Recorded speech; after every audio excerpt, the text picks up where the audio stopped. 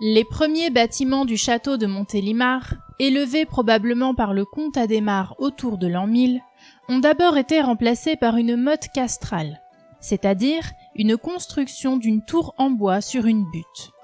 Cette motte a fait place à son tour à un palais, construit cette fois-ci en pierre.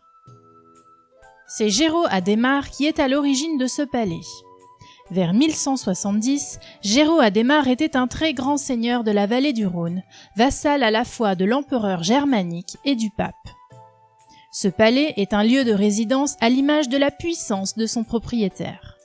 Il compte 3 niveaux, avec un rez-de-chaussée voûté et 2 étages reliés par un escalier en vis, chaque étage abritant une grande salle. La particularité du palais réside dans la présence d'une loggia monumentale.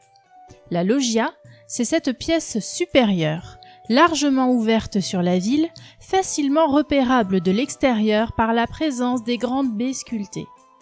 La présence du grand escalier, abrité sous une vaste arche, accentue la monumentalité du décor, autrefois bien visible depuis la ville. Aujourd'hui, au XXIe siècle, ce palais est l'un des rares témoins aussi bien conservés de ce type d'architecture en France.